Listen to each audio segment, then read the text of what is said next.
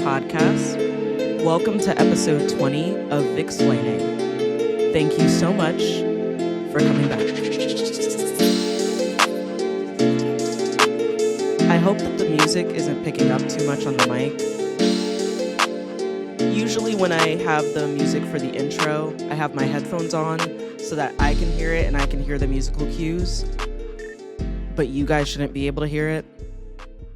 Honestly, this microphone was way too expensive for me not to be able to, do something like that. So I'm hoping it'll be fine. And also, because I'm paranoid, and this has happened to me several times, let me make sure I'm recording. Okay, I am. Cool. Well, welcome back, y'all. As you can see, we have a change of scenery. I wanted to get from behind the desk, but much more importantly, I wanted to show you guys my latest impulse buy. I'm not big on consumerism, but I am so proud of this purchase. I can't lie to you. I have not had other than the price, I haven't had a negative yet. This is awesome because I have chronic pain and it is so annoying to have, I have so many places in my place that are utilitarian to sit at. So it's like, yes, I can sit at the table, like the dining room table, but it's like those dining chairs are for exactly that, dining. I can sit at the desk that I usually sit at, but it feels more like work. And this is work. This is part of what I do. But at the same time, it's like sometimes I just want to chill out. You know what I mean? I can sit on the couch, which isn't as utilitarian, but like Bennett's always there. And it's like, that comes with everything. Like, I just don't have a seat for me. And then other than that, when I have flare-ups, I usually go to the bed. And when I get in the bed, I am almost always going to lay down and go to sleep, which isn't good. And then also, I have been using the fact that I don't have anywhere to sit as an excuse to not read anything other than fan fiction for months now. Like, legitimately, the only things I read are the books that you see on my desk. But that's usually because I'm writing a paper or I'm writing an address that has something directly to do with that study. Or it's fan fiction. Like, I'll read 100,000 words on AO3 a night. That's low-key light work. But I'll read 100,000 words a night and then wake up and be like, what do you mean I'm going to read a nonfiction book? I can't do it. My brain doesn't work. So this gives me an excuse. I've wanted a reading nook for a really long time anyway. I'm hoping that I can upgrade this little corner with some more stuff related to reading to really incentivize myself to sit down and just read and do nothing else. And also, originally when I came up with the idea for this podcast, I fully intended on this being the corner that I do the podcast in. It just became less and less feasible the more and more I put into my work desk. So this is really exciting. I'm still in the same room, as you can see from the tapestry, but I have this little corner and we can just yap here, guys. This is so fun. So updates from me. I don't know. I say I don't know. It's not that. I can't tell you. What is it that Dr. Umar says? I have plans that I cannot disclose because the haters will sabotage me. Evil eye, all that. I can't tell you guys everything that's been going on. But generally, I am coming at you from the holy month of Ramadan again. Ramadan has actually been fine this year. That sounds bad. It sounds like it's not fine every year. What I mean is that I'm usually struggling a lot more with fasting, and not just fasting from food, fasting from sex, fasting from other kinds of vices. But I think it's because I'm also on a sobriety journey. I don't know if I've disclosed this on the pod, because as I've said, I'm Muslim, but I do drink. Because it's more cultural and not religious. But I went into 2026 wanting to do something different because I don't feel great when I drink. And it's not just about drinking. I don't feel good when I smoke. I don't feel good when I'm high off of other substances. It's like how would it feel to be reacquainted with my baseline? So I haven't had a drop of alcohol all of 2026, and I'm going to maintain that until June. I might do till my birthday, because my birthday is only 6 days before June. But I haven't 100% decided. I don't have any plans for my birthday. Um, I don't think you can say anymore like, "Oh, it's not a milestone. There's no point. Just wait till the next year." Because I turn 30 next year. I turn 29 this year. But it's like in this world where people are getting bombed and killed and all this other kind of stuff. Yeah, every single year is a milestone. So, but I won't lie to you. I don't have any like plans. So sobriety shouldn't be too much of a difficulty. But like knowing my friends, maybe they'll want to go out to a bar or something. I don't know. I don't know. Um, but my point is, like, I have been reacquainting myself with my baseline and just kind of like, because it's hard in this world that is so fucked up geopolitically and interpersonally. It's like, but you have to ask yourself, what am I trying to escape when I do this? And I've been trying to ask myself that even prior to this stint of sobriety. I've been trying to ask myself, when I'm doing this, what is my intention here? And a lot of people, what I've noticed anyway, is that a lot of people don't drink with intention.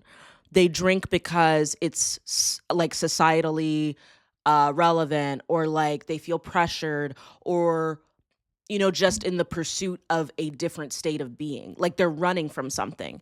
And I really want to curate a life that I don't feel like I have to run from every 2 seconds. Um, I didn't mean for that to sound as profound as it does, but like that's and I don't mean to sound like one of those assholes that's like, "Oh, I stopped drinking for a bit and now I'm enlightened and now I'm magical." Cuz I used to have a friend like that. Oh my god. I used to have a friend that would, and I'm not going to put all their business out there, but they would pretend to be sober all the time.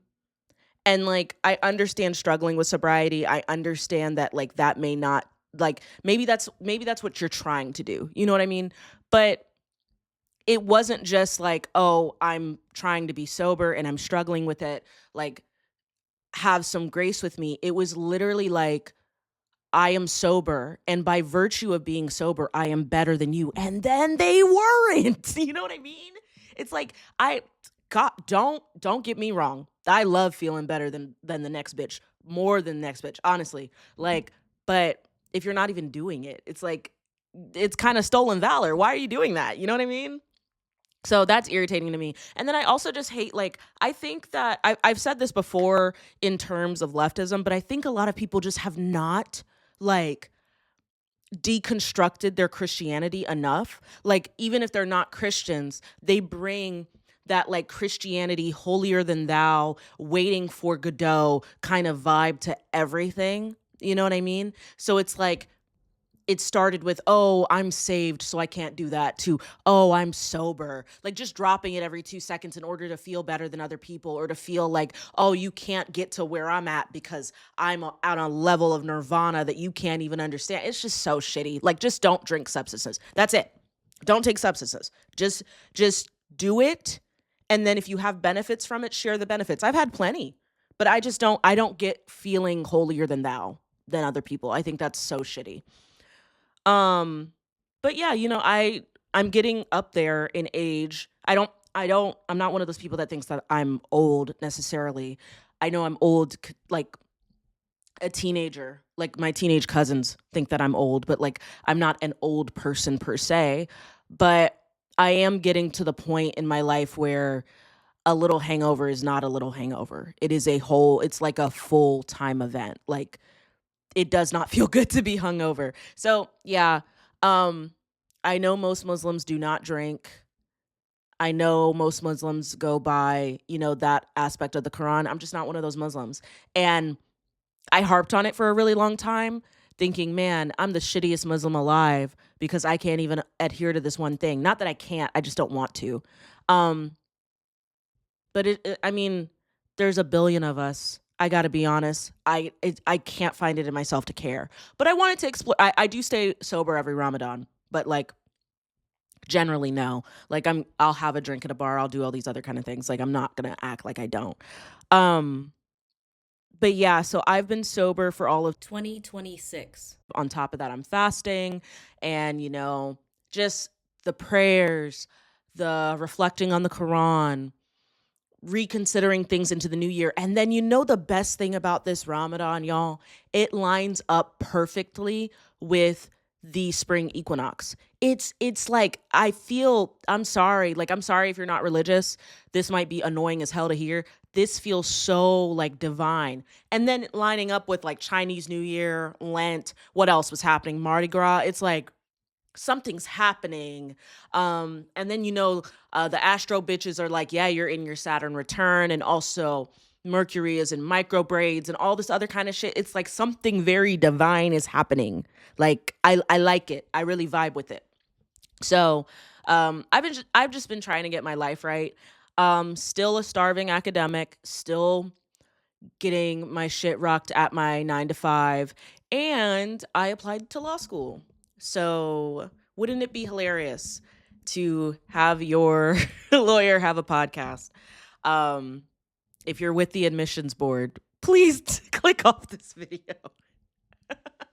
No. I don't think I do anything too crazy in this podcast. I get a little angry. I get a little I will rage at certain things, and I get a little political, but I think generally I don't know. I think I'm fine.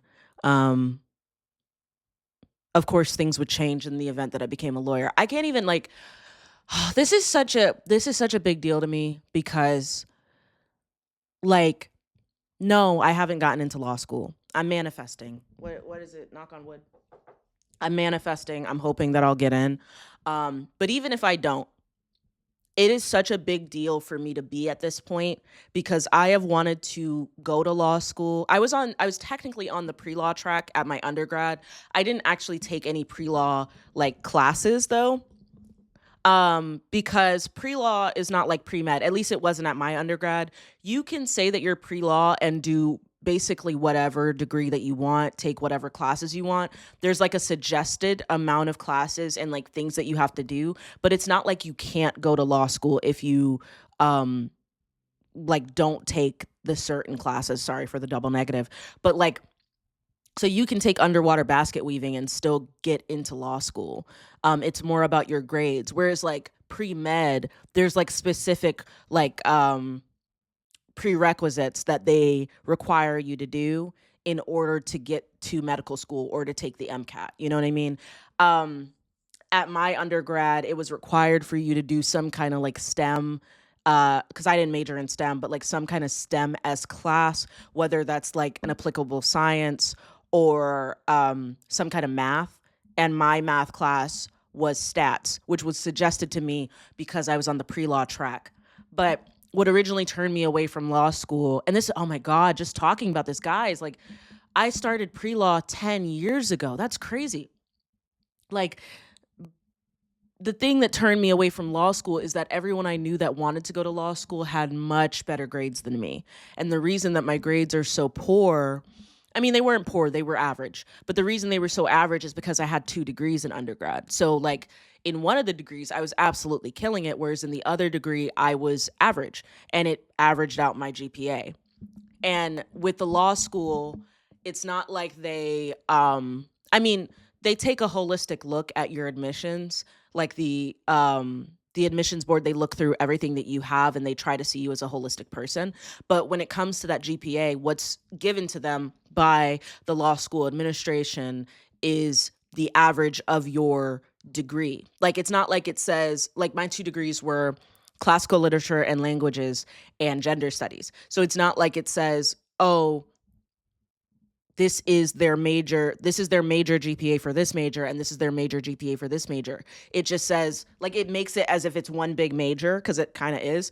And then they say this is the GPA they had for that one major. I'm hoping that the adcoms, though, will look at that holistically and say, hey, there's more going on here. Sorry, that was kind of vulnerable. I didn't actually want to admit that out loud, but it just started happening as I was flowing. I'm telling you, it's the power of this chair. It's very nice. I don't like being vulnerable in general, but especially over this podcast, because you never know whose ears this is falling on. And it's also the admission that I might be rejected, and that's difficult for my ego to take. But I think I'm at peace with it because I actually really like what I do. I like my job. Like, okay, when I applied for grad school, for example, that was life or death. Like I was in such a dead end job. Okay, it wasn't a dead end job, but it was dead end for me. Like for my values and for my interest, it was dead end. Um, I was in a job that just would not acknowledge my unique perspective on things and stuff that I was interested in. I was just coasting along, living paycheck to paycheck, doing what I can to make it out. And grad school really saved me because it allowed me to be in this space. This is not grad school propaganda, okay? And I'll get back to that. But like I'll say it saved me because of the specific field that I wanted to pursue. I knew I at some point I wanted to have a podcast, and I knew that I wanted to make enough money that I would feel okay to come home day to day and be okay with filming on a podcast. As I don't know if that makes sense. Hold on. I want to open the window, which is something I can do cuz I'm over here now. Make it a little brighter. Yeah, look at that. Oh my gosh. Like I'm not holed up in the corner anymore. This is so cool. Well, I'm in the corner, but you know what I mean. Um so like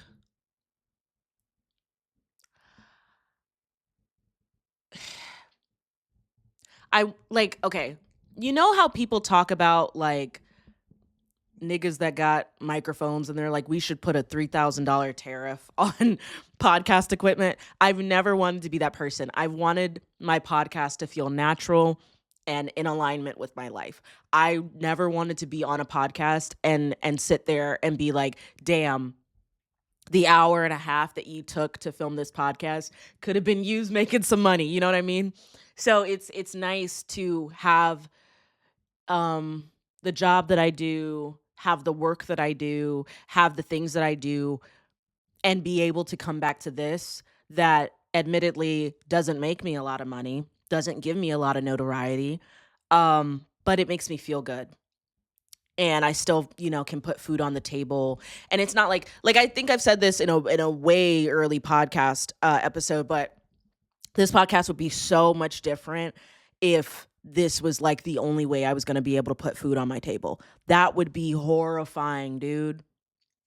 And getting my grad degree in gender studies allowed me to not only get a job that pays me what I need and then some, but also like that institutional backing in order to like be an academic is so important. Like yes, you can still do conferences and do different things with an undergraduate degree, but you can't teach with one. You can't have like it gives you a sense of authority that just having a bachelor's degree doesn't give you.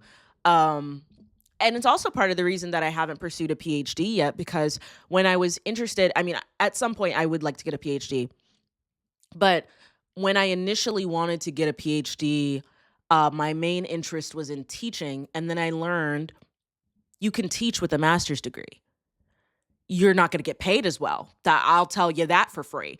But you can teach with a master's degree. So it's like if teaching and being in the classroom and that kind of thing is the main motivator on getting this degree that takes 5 to 9 years, save your money and your time. You have to be absolutely obsessed with what you do in order to get a PhD.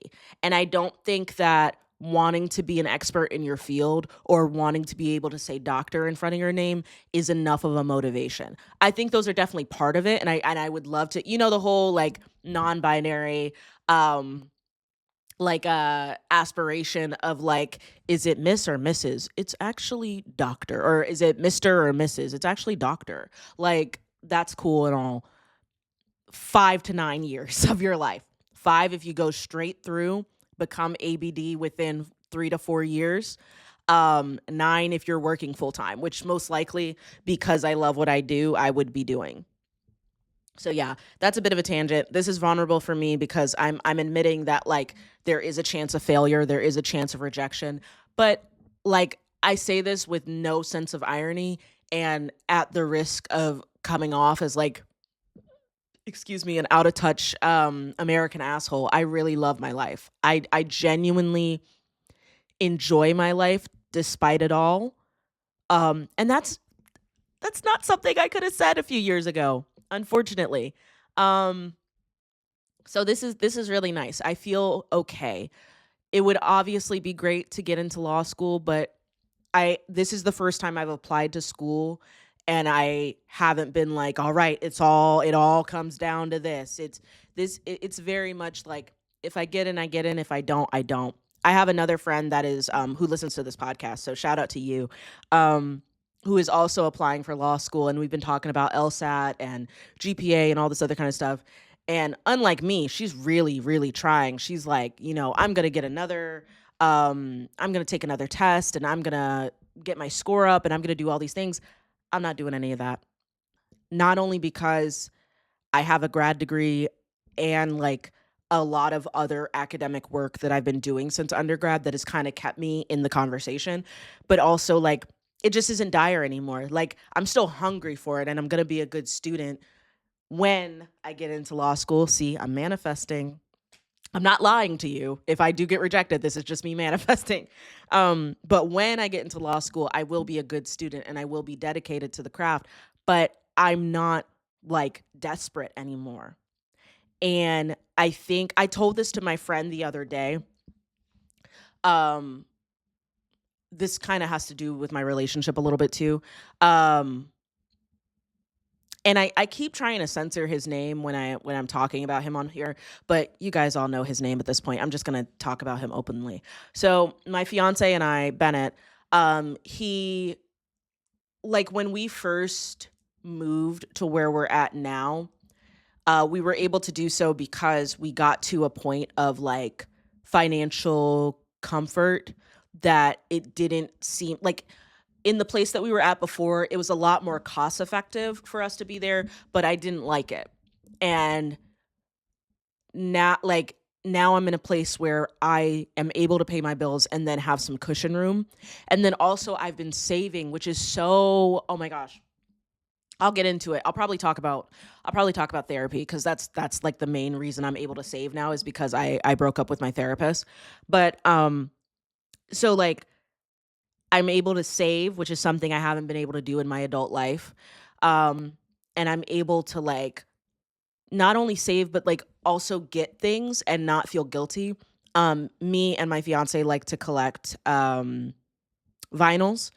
And vinyls are pretty pricey, especially because they're growing in popularity. Um, and I'm able to do that without being upset anymore. And so when we first moved here, our relationship was kind of rocky. And we had a conversation about it, and I recognized, you know what it is? We met each other at a point of desperation. We met each other at a point of financial instability that was like really, really scary. And I think that we built a lot of our relationship based on the traits that we exhibited during that time, thinking that those were traits that were core to our identity. When the reality is, this is us in crisis. This is not our core identities. So literally, it now feels like we're meeting whole new people.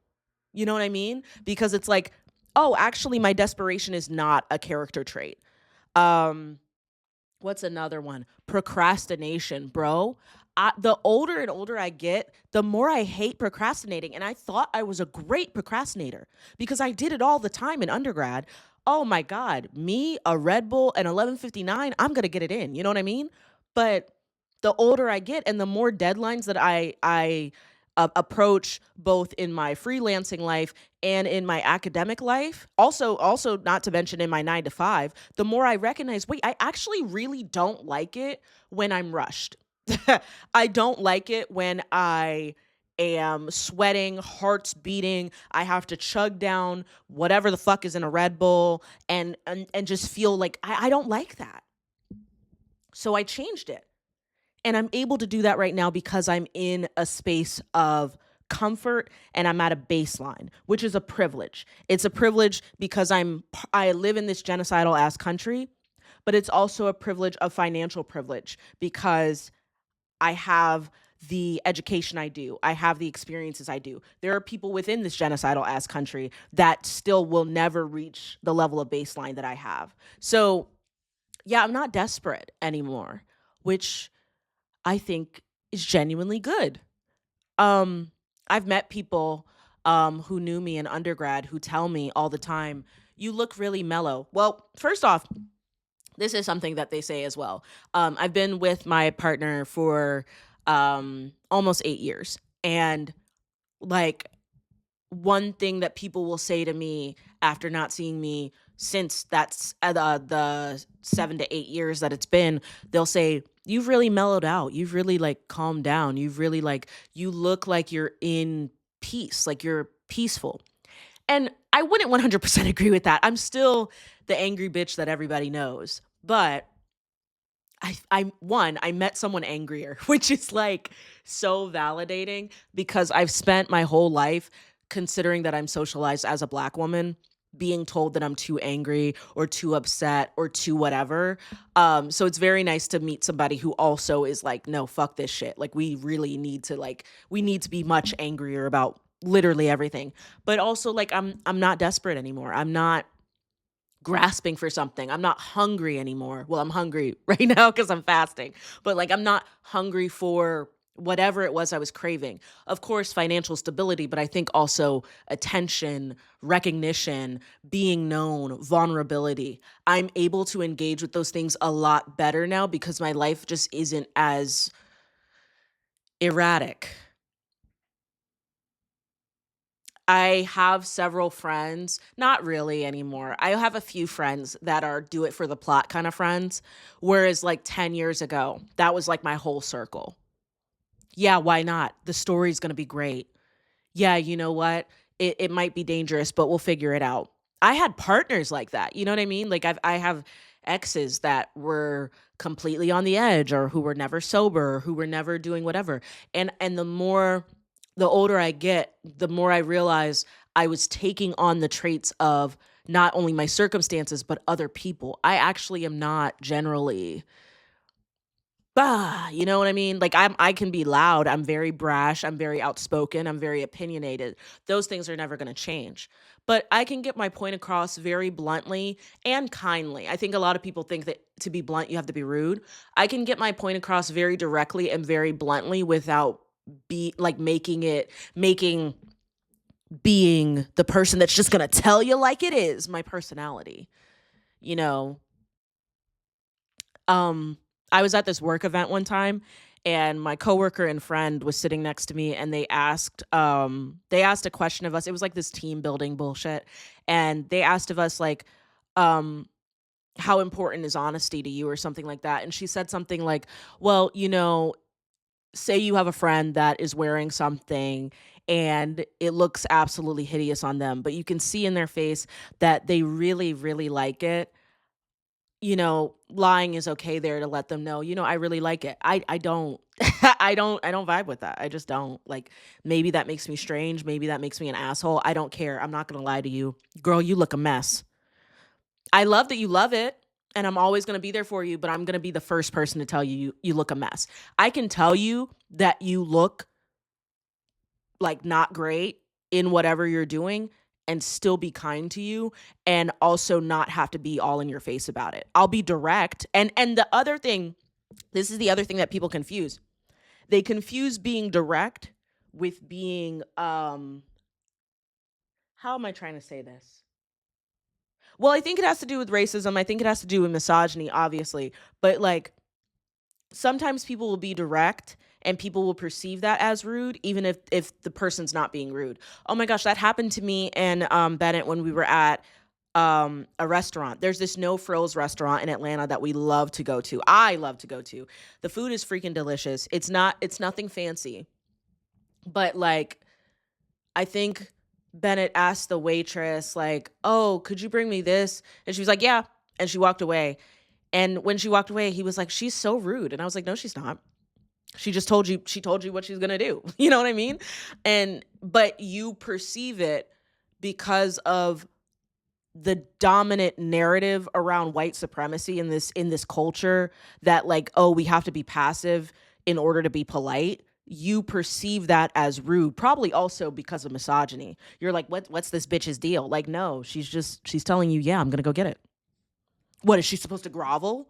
Oh, please, master. Do you want some more? Like, what do you want her to say? Like, you know what I mean?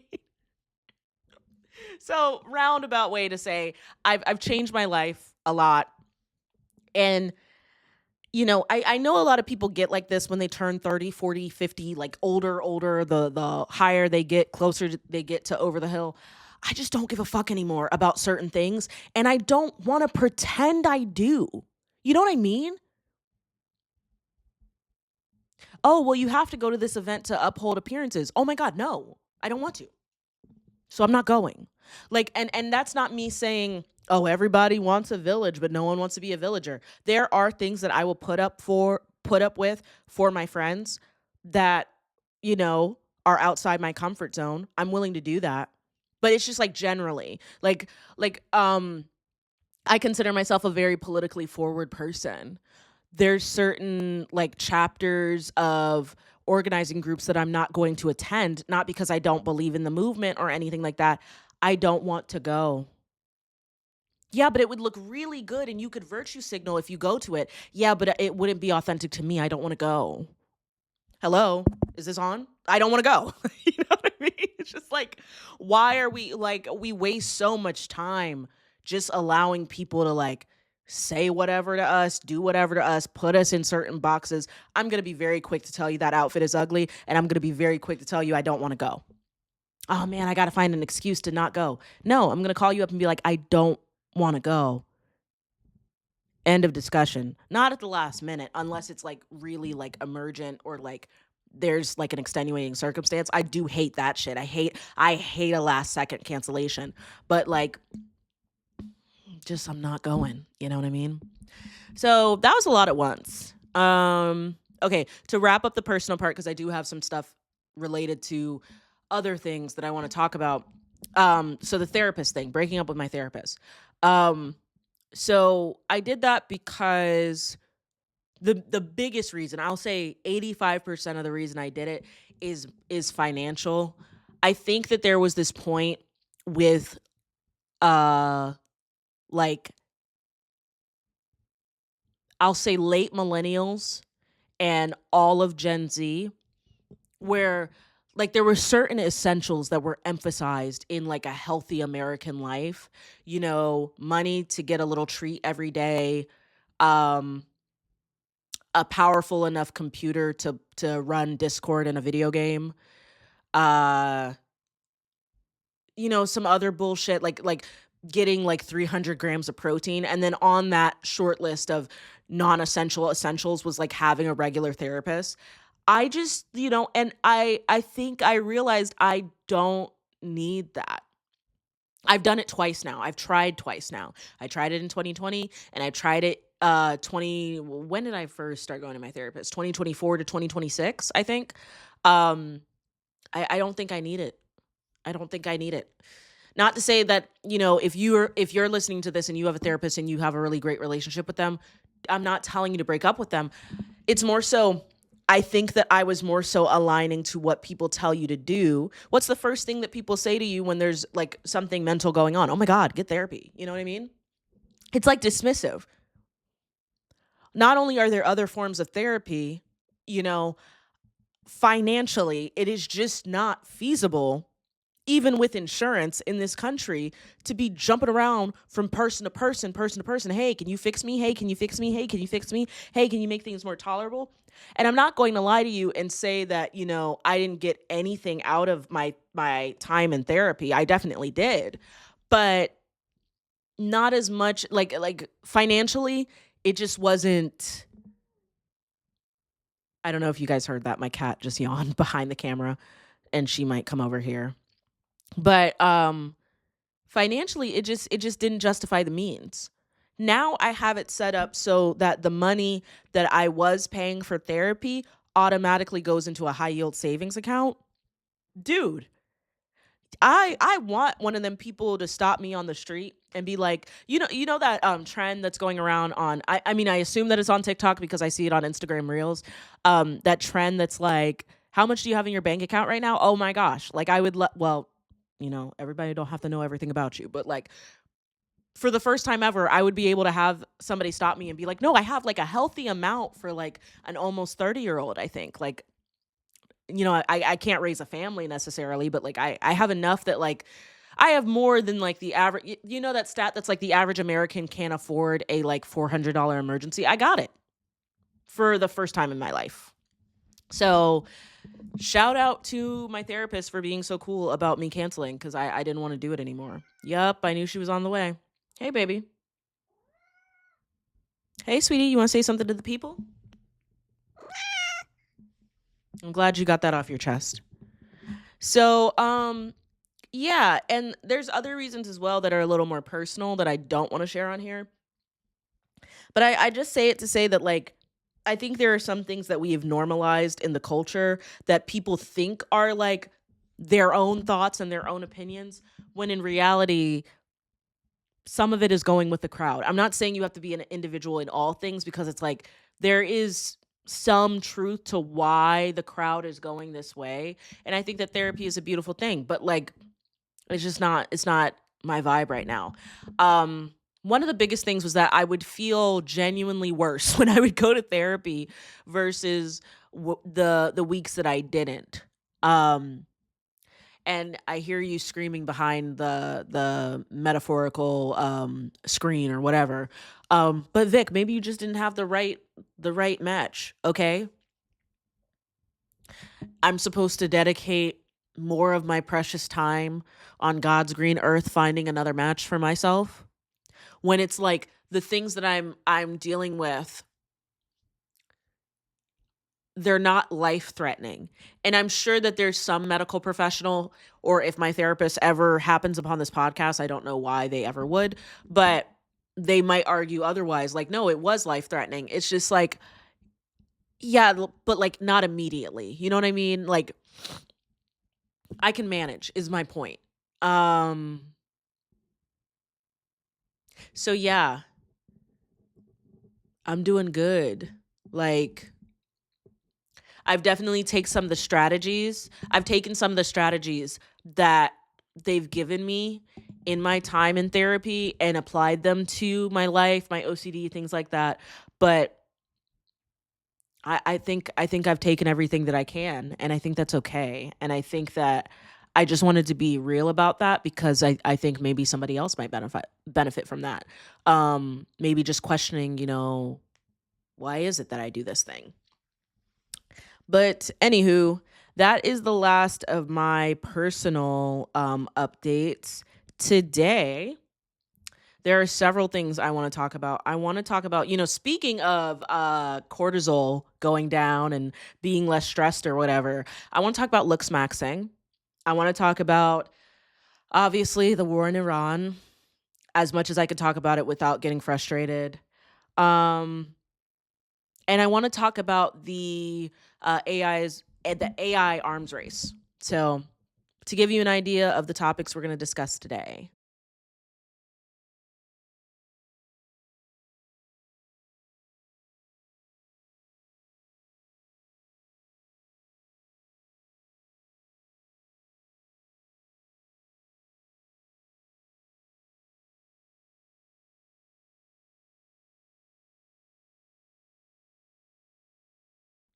You can't hear it, but I was singing "Folded" by Kehlani.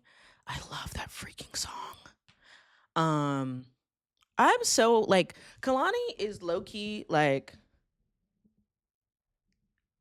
Kalani is low key like really like inspirational. Like if you've been following Kalani like as long as I have, as long as most sapphic black people have, and you've seen Kalani in the Party Next Door era, the YG era, and all the other eras in between, like to see their development since like the amount of like nonsense that they've been through, it's just like Wow. You know, people always say like, "Oh, like life is much longer." Like people always say life is short, but it's like life is literally the longest thing that we all experience.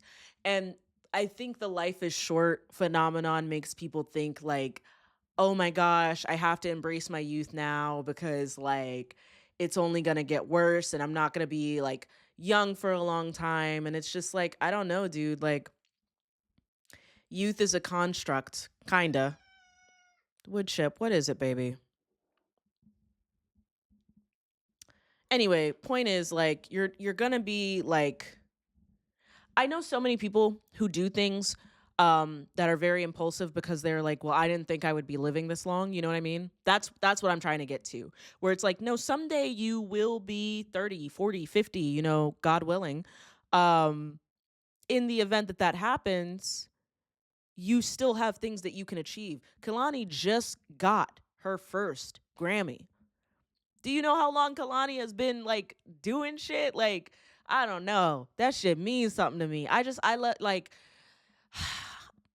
in the episode that I deleted before the last episode, I was talking about how I'm kind of done with celebrity culture and worshiping celebrities. I think that the way that we go about celebrities in the United States is like very, very scary. Not like, I mean, I can only speak for the United States because I'm from the United States, but like I just don't anticipate it being as serious in other countries, but like I could be wrong. I don't know. My biggest fear, honestly, is a mass apocalyptic event happening and we all have to band together as human beings. And there's like some kind of celebrity or someone of prominence like near me that I need to help. And I am so overwhelmed with my like adherence and my worship of celebrity that I'm not able to be a good fellow human in the moment. So I always try to like remind myself that these people are human. Okay. With that being said though, I love seeing celebrities like do their thing. Like y'all saw it coming a mile away. I'm going to talk about heated rivalry for a second. Okay, so like specifically the actors, like Hudson Williams was a waiter. Like he said in his post talking about his girlfriend, he said that he was driving like a 2000 like a year 2000 car and like you know now he's like I don't think that we should aspire to like work with these brands and stuff like that, but like it is a big deal that you went from like couch surfing to like getting invited to the Met Gala or like he's like the ambassador for like all these brands that are far too expensive for me to afford. You know what I mean? It's just like, dude, you're rubbing elbows with some people that like you never would have thought. So it's like I can't help but feel a little bit of like a pull towards those people, like, you know, Kehlani, the Heated Rivalry Boys, people like that. I can't help it. I can't help it. I'm like, you made it out, you did it. And you know, I'm not a celebrity by any means, but I know that there are people who have grown up with me that see some of the things that I do, you know, publishing an article, having a podcast, stuff like that, that are like, you know, overwhelmed because it's like, yo, like I went to school with this person. Or they saw me crashing out on my Snapchat, you know, back when I worked in daycare, and they're like, wow, you look a lot better than you did. I don't know. It's just, I know it's parasocial of me, but I can't help but feel so excited when I see stuff like that. And I love Kehlani. So that's why I was singing Kehlani. But that's actually not the topic I wanted to talk about. So sorry about that tangent. The topic that I did want to talk about has to do with youth. It's Looksmaxxing. And Looksmaxxing is such a complicated conversation for me because okay, so the whole like Looksmaxxing, this pilled, you know, those kind of like suffixes on words comes from incel culture. And then incel culture, the word incel came from these communities of people who considered themselves involuntarily celibate. It actually came from primarily trans communities. And anytime somebody talks about this, they're always like, oh, it's from the trans community. They fail to recognize, hold on, I have to adjust my very comfy chair so it doesn't hurt my flowers. I know my flowers are dying. I still like them. You know, I'm dying. I still like me. Anyway, like when it's mentioned that like, oh, you know, this phrase was coined by a trans woman, they never point out the fact that it's very, I mean, I don't know if the trans woman who coined it is white. I have a suspicion that she is, but this is very common in white communities. And a lot of the people of color that spout the rhetoric that's similar, they are influenced by white communities, or they are surrounded by white communities. Because I have seen a very, very clear difference between black trans and queer communities versus white queer and trans communities. And it is staggering. Like, some of the shit y'all got going on, the pathology y'all got going on when you're talking about certain things, I'm like, what are y'all talking about for real? And a lot of white trans communities, at least like for like the eggs and the baby trans and stuff like that, a lot of them overlap with like Nazi imagery and Nazi conversations. Like, I've seen so many like trans specific wojaks that are talking about the plight of being a trans woman, primarily white trans women. I've seen so many people discussing like the ways in which they dug themselves out of like red pill pipelines and like Nazi corners of the internet, 4chan, Reddit, stuff like that, 8chan, Kiwi farms, because they had latent transsexuality that they were trying to bury. And I'm like, yeah, I don't know, y'all. Like, I just started using the pronouns one day. Like, I didn't have all that going on. But it oh my god, my neck. Um a lot of this conversation comes from these red pill and black pill communities where you get to a point where you think that it is futile, that you're always going to be seen as unattractive, and Looksmaxxing is basically the idea that you can do everything in your power to ascend. And basically, ascending is leaving your menial, ugly self behind and becoming what the foids, meaning women, want from men primarily. I say men, even though I was talking about trans women, because it's become like this really weird ecosystem. There's definitely female looksmaxers as well, but like the looksmaxing community as it's talked about right now is primarily male, primarily cis men, being like, oh, you know, the curvature of my chin isn't right, my jawline isn't jutting out enough, oh my gosh, I need to lose like 100 pounds and like, I don't know, deficit max so that I can be like the lean man that the Stacys want to get to. I know I'm dropping a lot of incel terminology. I'm sorry. I'm not gonna do a whole thing on that. Maybe I'll put something in the sources that'll help people who are fucking lost. But like this crap, like people are so into it, and this is where the hesitation comes in. Okay, so obviously, looksmaxing is batshit insane. The way that people are like, oh my gosh, I am so like toner pilled and I am moisturized maxing is crazy, right? Like using all of these like giga chad, like super technical terms to describe like doing your skincare. Sure. Weird, strange. Caveat, if this is what it takes for men to care about their appearance the way that women are always pressured to by our misogynistic culture, like not because it's obviously harmful. And I've seen instances like the big one that the mainstream media is like harping on right now is clavicular, that one kick streamer that like does anything in his power to stay lean and to stay like what he believes to be physically attractive. So he takes meth and he injects like peptides into his body, peptides that are not, you know, FDA approved or anything like that, in order to achieve this like perfect look. But then you listen to him talk, he doesn't enjoy anything. He doesn't enjoy the food that he eats. He doesn't like any of the women that he's talking to. He talks to women very misogynistically, very violently.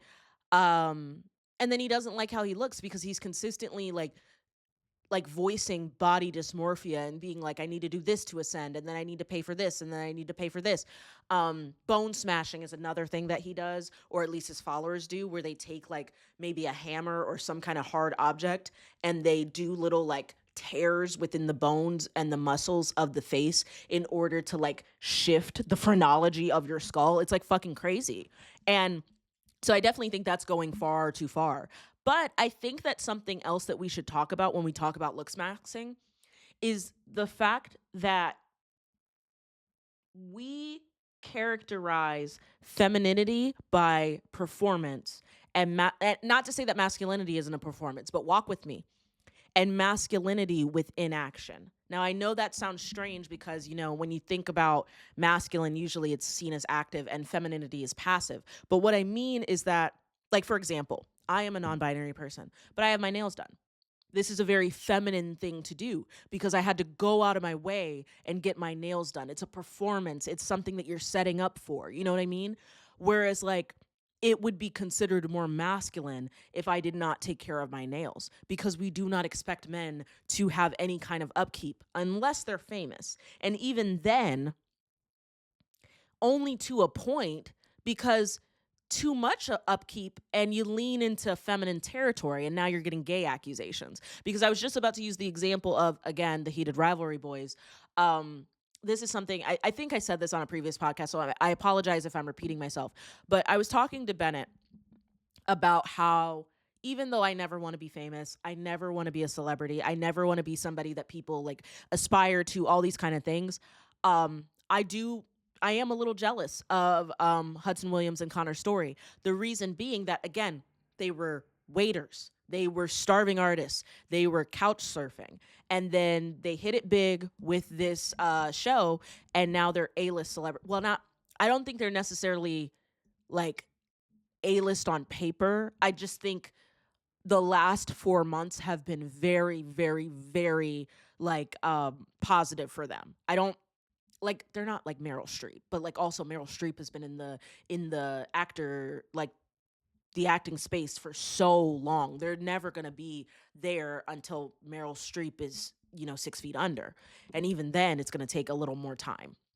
But all that being said, like, they've completely skyrocketed. And so my jealousy comes from not only the fact that, like, they probably had so many bills that were like front of mind that they just don't have to think about ever again. Oh my God. Like, I aspire to do that.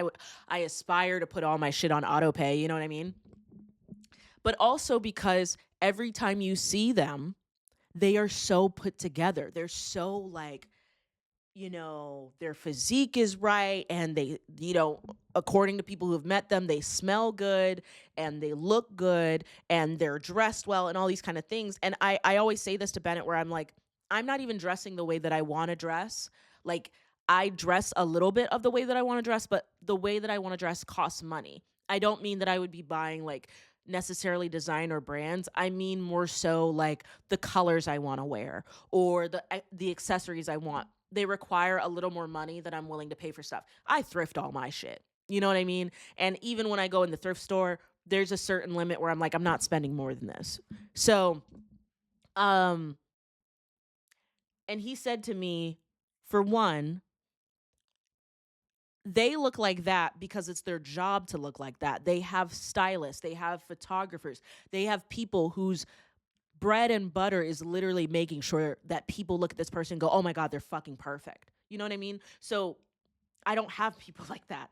I maintain myself. And then the other thing he said, which was really, really sweet, that I you know, he said it, and it loops in my mind every time I'm feeling down about myself, is that there is nothing that they are doing that is half as important as the stuff that you're doing. We just live in a world that values what they're doing a lot more. Acting, being famous, providing entertainment is going to be considered more important 10 times out of 10 than working at a nonprofit or making sure that people can get abortions or making sure that people, you know, have food on the table or doing advocacy or doing agitprop. Like, it's always going to be considered more important within our celebrity culture, but that doesn't mean that like it actually is more important. That was so profound. That man is so profound. Like, his mind, like, I don't know where it comes from. But anyways, so all that being said, Looksmaxxing. Like, when we have men that Looksmax too much, here come the gay accusations. And it's like both of them star in a queer show where they do queer things on camera. Like, yeah, you better smell like fucking Tom Ford or Bulgari or whatever it is that I don't know the brands, but like, you know what I mean? You better have your nice little Tiffany um bracelet and your handbag and your stuff like that, because the Overton window for you as a queer man is much wider than it is for cisgender heterosexual men. So Looksmaxxing feels like that kind of like self-care that a lot of cisgender heterosexual men don't usually have access to. You can't do it too much, and you can't do it without these weird technical incel terms without being seen as gay, which is upsetting. I think it's absolutely fine that men are considering, maybe I should get a haircut every now and then. Maybe I should get about 3 hours of sun a day. Maybe I should get more than 1,000 steps.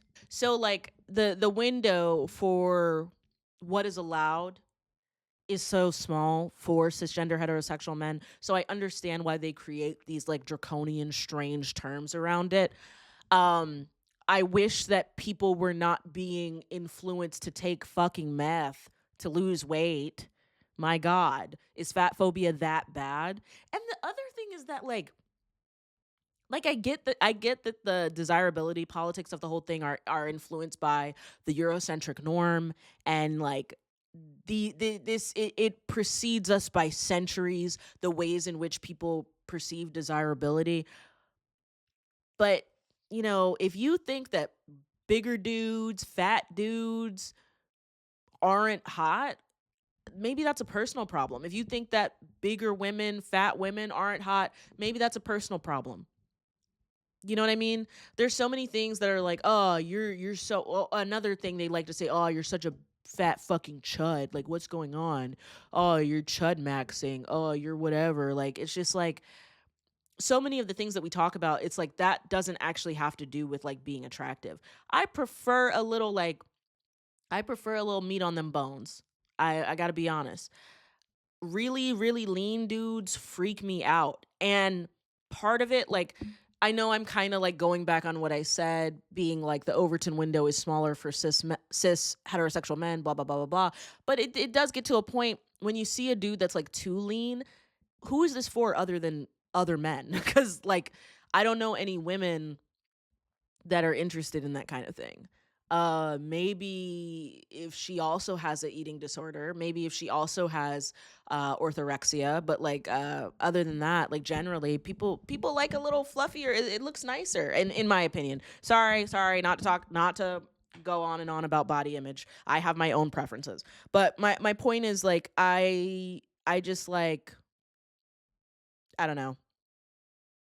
I'm conflicted about Looksmaxxing because I think there's a lot of people that are sounding the alarm, rightfully, that this is a really dangerous trend that a lot of younger men, primarily those between the ages of like 12 and 19, are going to engage in.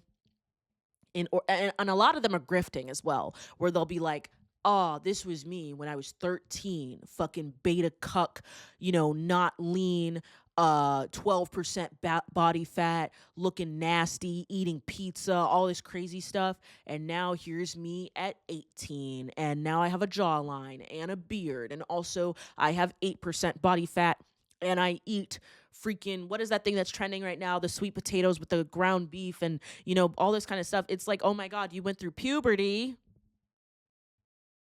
That's what happened. It's not that you I don't know, lean maxed, or that you're just so freaking exercise pilled. You went through puberty.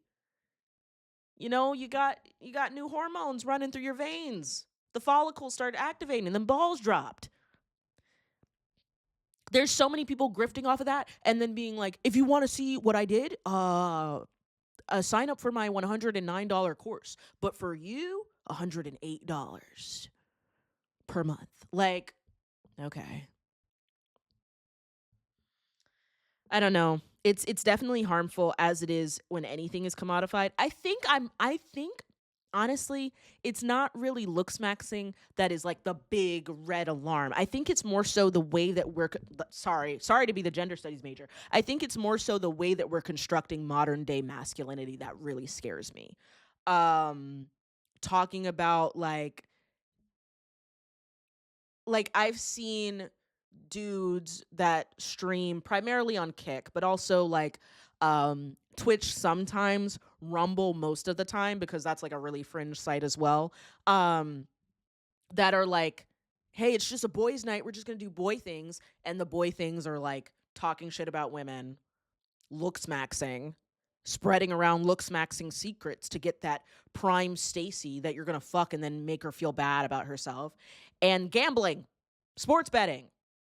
Is this what men are supposed to do? That sounds horrible. No wonder more men kill themselves than women. That's a joke. It was a dark joke. Sorry.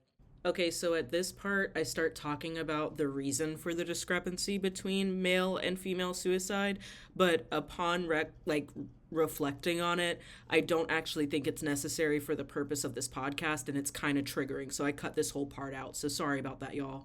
Um no, but like for real, like that's not an existence you want to lead. Your life should not just be gambling and like commodified skincare routines and going to the gym and all these kind of things. Like, sorry about that. I hit the mute button on my microphone, but while I was fixing it, I did indeed continue to sing Folded by Kehlani. Anyways, I think that I think that this stuff happens, and I hate to boil it down to we need to be better for our boys and our men, because it's just like, how much have women and other people, other marginalized genders, heard that we need to, you know, drop everything and cater to the men in our lives or the boys in our lives? It's like at some point, this has to be a group project. It can't just be we need to go out and save them. And I think that there are a lot of really positive examples of masculinity, new masculinity that men can look up to as of currently. I just think that the average white man or white boy is groomed into racism in this country, so they're not able to look at people like I would say modern day Tyler the Creator, Bad Bunny, uh who else? And I'm not saying this to say that they're never going to do fucked up things. I mean, obviously I emphasize modern day Tyler the Creator. Um the Heated Rivalry Boys, if you want to go there. Like there's different examples of people that like you can aspire to be that aren't constantly disparaging women or being evil. Pedro Pascal, you know, I think racism and homophobia often gets in the way though. I don't think you should aspire to be Clavicular or Andrew Tate or these people that scream into podcast mics about how horrible women are and ugly, and people who call women females or foids or anything like that. Like I think that there has to be more than what things are set up to be. And I understand that's like the whole point of Looksmaxxing, is that it's not just skincare. It's not just working out. It's not just eating better. It's not just taking care of yourself. Like, core to the idea of Looksmaxxing is the idea of the black pill. Like, you are doomed, and the great equalizer is death. But until death, you will be cucked by chads in your life for the rest of your life unless you decide to ascend. Again, not going to go into what all that means, but I'm telling you, this is someone's life right now. Like, this is someone's whole worldview. So all that being said, like, I understand that the black pill teaches us that, like, oh, there is no point other than these small hits of dopamine that you get from like commodified looksmaxing methods and gambling, and in a lot of cases pornography for a lot of these, and it's getting younger and younger that the boys are engaging in pornography as well. It's very disturbing, and then you wonder why they treat women poorly. But anyway, um I understand that that's what the black pill sells us, but it's like that is not the reality. Literally, this whole metaphor that comes from the Matrix that was written by two trans women, literally their whole thing is that the black pill is the true thing, like it's over for you. The blue pill is what you feed everybody to mollify the masses. And then the red pill is the truth, but like the real truth is the black pill. And whenever you're ready for that, we can get you there. It's all bullshit, dude. Like, I mean, it's all bullshit. You can call me a sheep. You can call me all the other Nazi dog whistles that come about within the red pill and black pill communities for believing this. But I genuinely do believe that life is generally good for most of these people that have internet access and are you know, engaging in looksmaxxing. Life is generally good. Yeah, things aren't going to be great all the time, and you might be handed some really shitty circumstances, but life is truly what you make it, so let's make it rock, to quote a modern philosopher. Like, I don't know. I don't think you should be taking a hammer to your face. I don't think you should be taking meth in any uh degree to stay lean or to stay ahead of the competition. I don't think that you should be in the gym, you know, lifting heavier and heavier weights because you are having cuck fantasies about your future wife getting cream pied by Chad around the block. And I weight lift. I take care of myself. I love wellness. I love all those things. Ask anybody. I love hitting my 10K. I love getting that runner's high. But the constant, like, it's so based in hate around yourself, and like even the idea of ascending. Oh, I'm going to break out this current mold and become a god because right now I'm just a fat fucking chud and I'm ugly and I'm disgusting and I'm horrible. It's just like, what if you treated yourself with a little more kindness? You know, women had well, I don't want to say just women, but like a lot of cis women had Tumblr 2014 era anorexia and what is it called, thinspo, and men have looksmaxxing. It's weird. It's very disturbing. Again, not saying that men don't, you know, have eating disorders. I mean, I would argue that a lot of wellness culture for modern day men is based in eating disorders, but like you see what I'm saying? It's like it's gendered and it's weird. What are we trying to get to? When do we enjoy our life? I think a lot about that Tumblr post that's like, yeah, pasta and bread makes you a little fat and like the sun might burn your skin, but like it's still worth it because like you're having the human experience. So yeah, those are my thoughts on looksmaxxing. Essentially, I don't think it's a bad thing that men are being put to certain standards that they have put on women for years and years and years. And I do think generally that men should care about their appearance. Not only their appearance, they should care about the way that they smell. They should care about their hygiene. They should care about the clothes that they wear because our society teaches women and girls that they need to do all these things, and it teaches men and boys and their sons, because I've seen many a woman do this to their sons. They don't put the energy into raising their sons the way that they do their daughters. They put a lot of pressure on their daughters and not as much on their sons because in their mind, my son is heterosexual and he's going to find some sucker that's going to take him in and shape him up. So I don't need to do anything. Whereas the woman, oh my God, I'm so panicked. I'm so horrified. Oh, I need to make this woman perfect for her future man. Fuck out of here. So yeah, I love the fact that there are men that are caring more about their stuff. Y'all ain't got to be weird about it. Put the hammers down. You know what I mean? Eat carbs. Talk to your friends. Stop. It's like when people were talking about the alpha and the sigma shit. Oh, I'm not an alpha. I'm a sigma. I go my own way. I'm so that shit is so corny. Y'all don't feel corny? Y'all don't feel weird? Y'all don't feel weird when y'all do shit like that? Like, I don't know. So yeah, corny, corn on all the way on the cob. Like, but yeah, care about yourselves. I don't know. I think the difference between self-care and looksmaxxing is, one, looksmaxxing is also for comparison. Like I walk in the room, I mog everyone.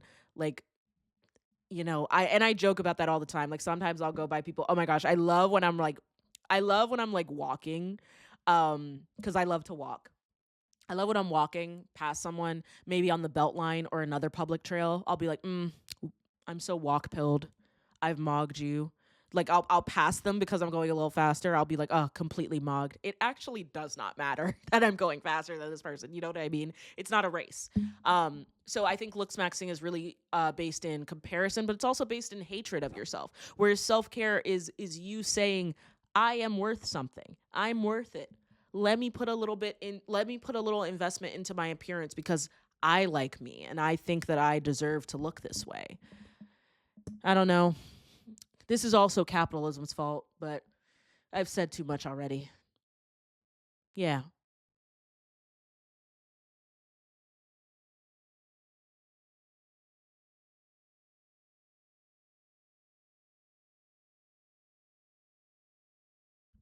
I'm wearing different clothes because it's a different day. Shut up.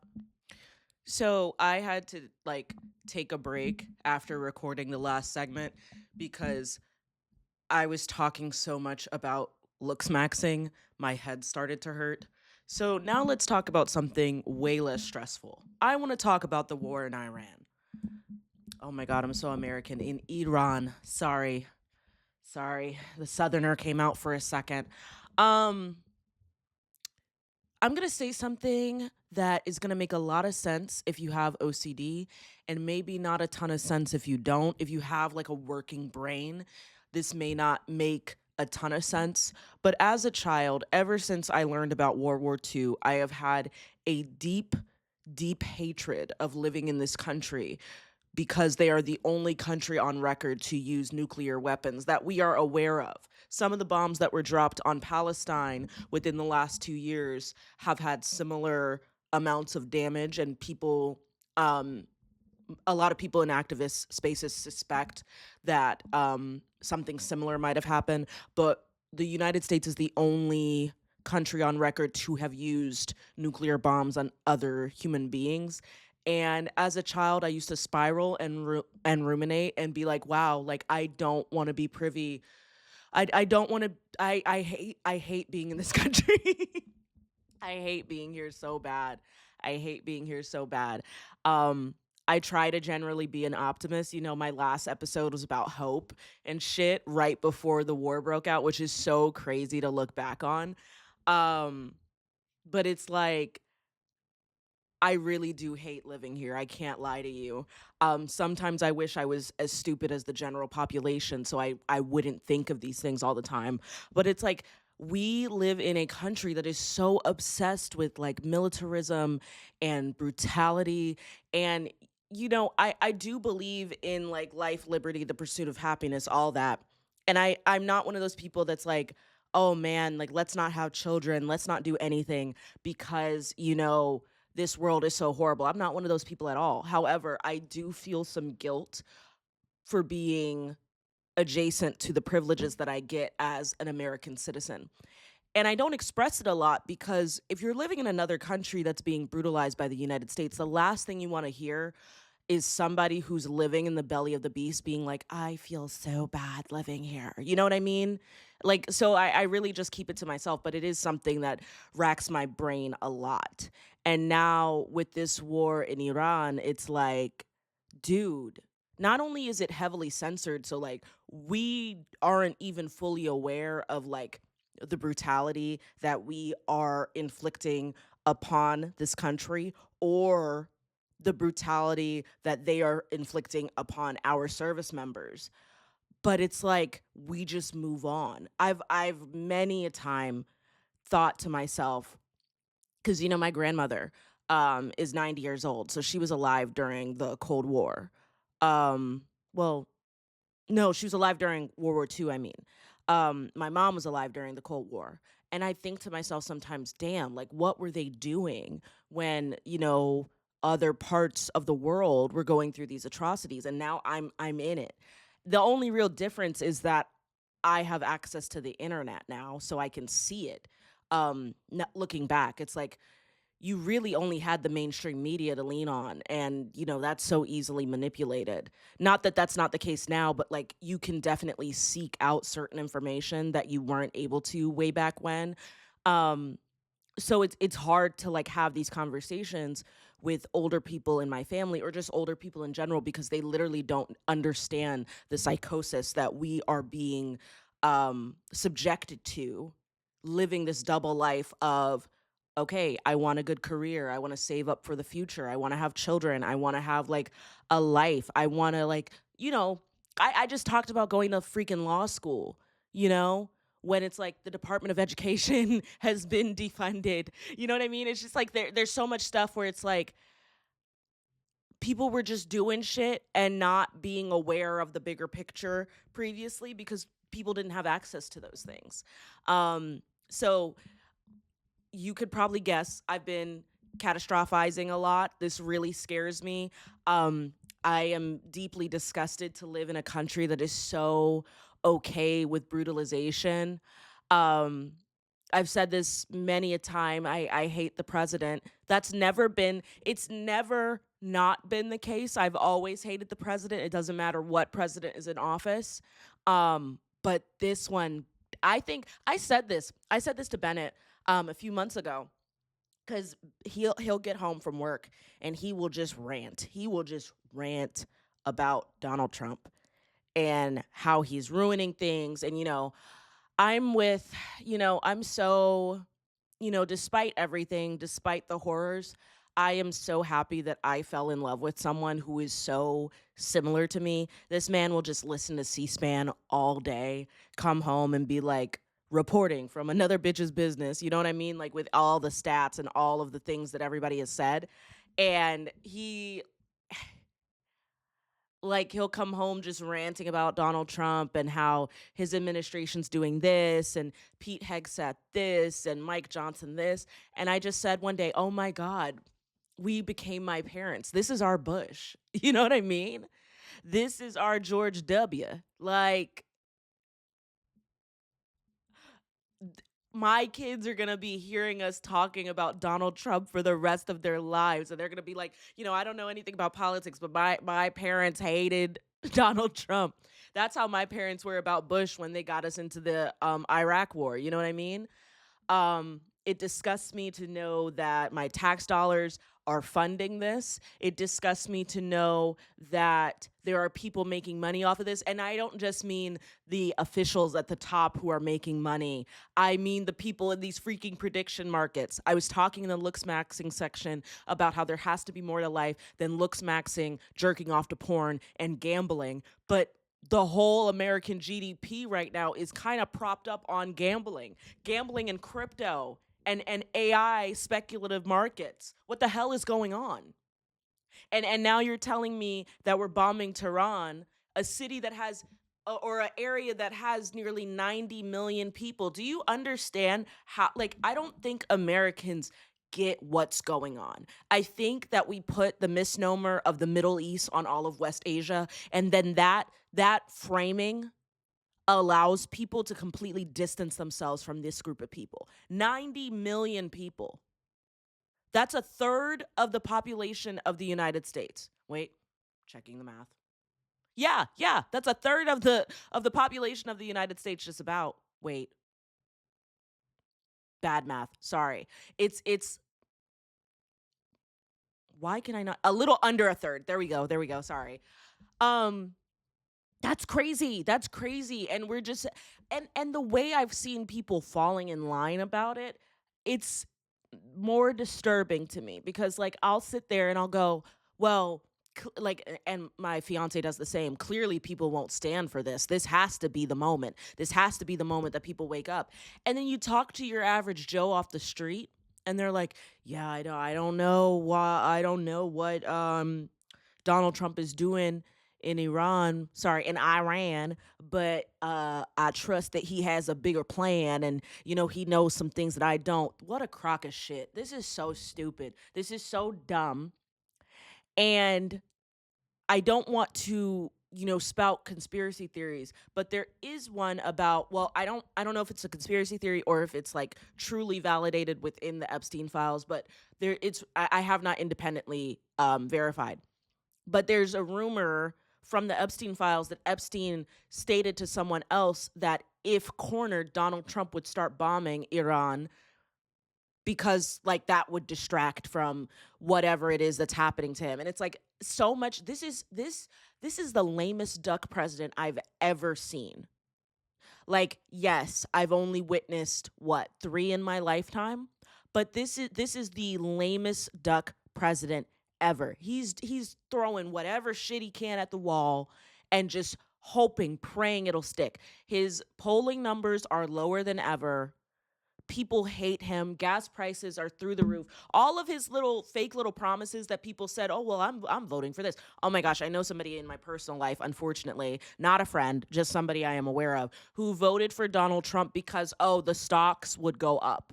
Oh my god, there will be no stocks if we're all dead in the street because ICE is targeting everybody and all the trans people are rounded up and all the black people are killed, but I guess your stocks are okay. Give me a break. You voted for him because of pretend numbers? What's happening? What are we doing? What are we doing? What are we doing? What are we doing? What are we doing? What are we doing? What are we doing? So, that being said, that's my little freak out time. I know usually I have a good spin on things. I'm like, you know what? This is why I'm not worried. I'm deeply worried about this. I'm not gonna lie to y'all. I am not gonna lie to y'all. It is really, really making me sick to my stomach. Um, and the fact that they got these recruiters in these inner city schools targeting poor people of color to join the military as well is making me even sicker. It's like I can't do this, y'all. The only way to access, mind you, we are bombing Iran on the behest of Israel. This has been Benjamin Netanyahu's wet dream for several decades, right? Israel has free or low cost college and socialized healthcare. We don't have either, and the only path to getting that in this country is through joining the military. That is so nutty to me. It's so nutty to me. Everything is so ass backwards, and I'm very fearful for what's going to happen with this situation and also what's going to happen in 2028. I've heard many a leftist being like, we're not even going to have an election. And that scares me, not because electoral politics is the end all be all, but because I'm very afraid of what the alternative situation is. People love to be like, oh, voting doesn't do anything, all this kind of stuff. I hear it, blah, blah, blah. I get it, the cynicism. But like genuinely, what is the alternative? I've been raised with nothing else. Leftist cynics will laugh at you for being like, oh, like, guys, let's get out and vote in our local elections, all this kind of stuff. They're like, we're not getting through this with voting. Okay, I get that, but like the alternative is violent revolution. So are we ready for that? Like what's the plan here?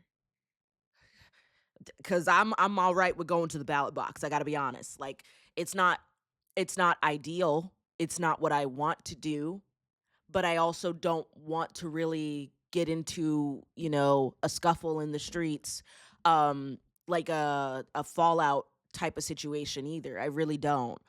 Um, so yeah, it's a really weird time. This is an accelerationist wet dream though. I know there's somebody chomping at the bit. They're like, "Oh boy, something big's about to happen."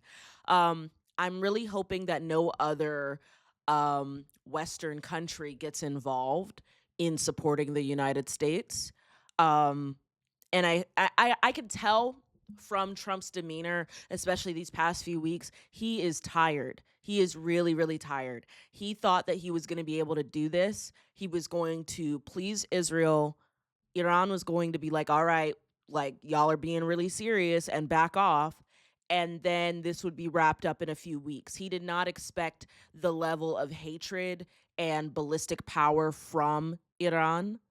Um, and it's like you bomb a country unprovoked and then they fight back and now you're hiding the evidence from the American people and acting like we are rightfully in the area. Then you're sending troops to the area, hasn't been confirmed in the mainstream media, but like we're not fucking dumb. You're sending troops to the area to fight for what? Oil? The pride of the United States, despite the fact that all you've done is just get into a dick measuring contest. On top of that, you deposed of their leader that you considered not right and not great for the purpose of the United States. And then they just replaced him with his son, who hates the United States even more and would love to have a nuclear program. Like, there's no sense of diplomacy. And I know that leftists love to be like, you know, I agree with you. All presidents are war criminals. They do this, neoliberalism, blah blah blah blah blah. But it's like, at the very least, there was some semblance of diplomacy in the previous administrations. This is such a shit show and such a show of masculinist rage that I can't fathom what the fuck we're doing. I really, really can't. And I don't even think Trump knows what he's doing. I think he's just at the point now where he's like, look, is he 80? He's 80 or 81? Or is he turning 80 this year? It does not matter. He's an octogenarian. He does not care. He knows he's not going to be on this planet for much longer. On top of that, like, he's done so much dirt in his life. You've seen him, on Air Force One talking about how he's not going to get into heaven, and all of these other, like, intense moments of doom and, like, reflection on his life. He is not, like, he's not there. Hasn't been since 2016. Like, he doesn't care what the state of the world is going to be, because this is not a world that he's going to continue to live in. And that is a really dangerous place for anyone to be in. And I know we talk about term limits and we talk about age limits and all these things. That's obviously something that we need in the United States more than ever. But, like, I am genuinely so scared of what this guy will do when cornered. I mean, he's already shown a little bit of what he'll do when cornered, but it's only going to get worse. Um, I'm still an incurable optimist, and I still choose to believe that something good will happen and things will get better. I'm not putting my head in the sand about that. I just have to believe that in order to not, lose my mind and not, like, not want to be, sorry again for the double negative, but, like, not want to be here. But I don't know, man. Fuck, this is crazy. Like, it has been really, really wild to see the stuff that's coming out of West Asia, and also just in general, like, the propaganda, the way in which so many people, Republicans and Democrats alike, have just fallen in line behind this. And then don't get me started with being from South Carolina and watching Lindsey Graham cum his pants over bombing Iran. I'm like, this is so embarrassing. This is so embarrassing. I hate being here. I hate being here. I hate being here. It's so crazy. I can't. I really can't. I hope that me freaking out about this um helps you feel a little seen if you're also freaking out about it. But I don't want anybody to do anything too rash or get too crazy or anything like that. Like, I just take a deep breath and just, sit in the reality. I don't know. I really don't know. I don't want people putting their heads in the sand, though. I don't want people acting like this is okay or everything's going to be okay, because it's like, maybe for us, maybe for us, maybe for our closest allies, maybe for all of the people that you know and all the people within your sphere of influence, but there's going to be people that are harmed. And that's just scary. That's one of the realities of war. That's one of the realities of imperialism. And that's why I'm so against it. And I'm always going to be against it. And also, this might be unpopular with any Democrats that listen to this podcast. I also am anti-interventionism.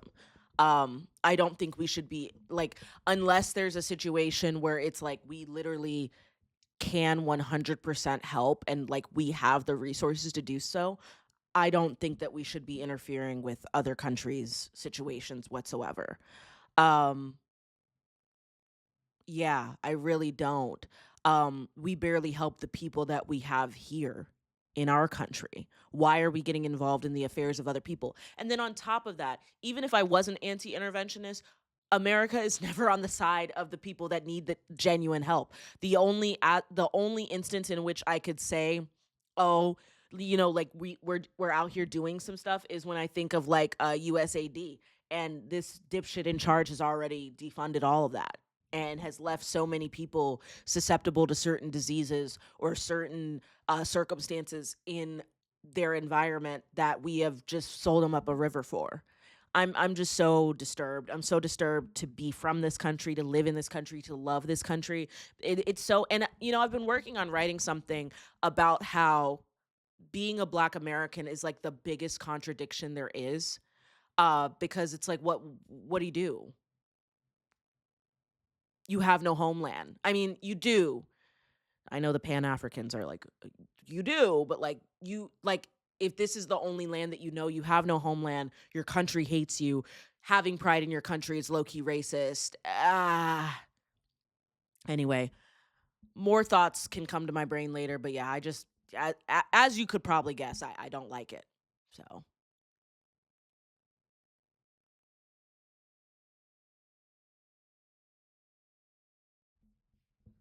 yellow. All right, my final topic I want to talk about today actually kind of does relate to. Actually, no, it doesn't kind of relate. It directly relates to the war in Iran. Um, I want to talk about AI. I know that's not a topic we talk about a lot on Vicsplaining. That was sarcasm, if you couldn't tell. Um, this whole bro, this AI arms race. Like I said in the previous segment, I have thought a lot about what it would have been like to live during the Cold War. Dude, this freaking okay, so basically the thing that happened was that there's several different AI companies in the United States. Um, Currently, AI speculative markets are what is propping up the GDP. In the event that all the AI, what is it called? Basically, the salesmen are going to the CEOs telling them, "Oh, AI is so fantastic and cool." So the CEOs are like, "Wow, that would save us a ton of money. Lay off a bunch of humans, use the AI." And they're investing billions and billions of dollars into these huge AI groups. And then every time an AI group needs to borrow more money, they lend billions of dollars to the next AI group, like over, right?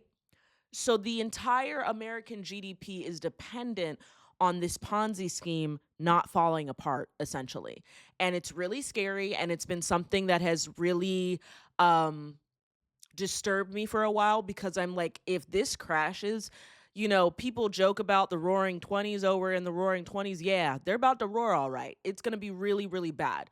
I think that a lot of people who are ignorant to the ways in which AI is harming our economy, even if you're not a lefty like me, even if you're just somebody who's concerned about your stock portfolio or like having drinking water in the next 10 years, these are both concerns that you should have around this speculative market. It's really, really scary the ways in which we're propping up the entire GDP on hoping AI is going to solve everything. It's really, really scary. Okay.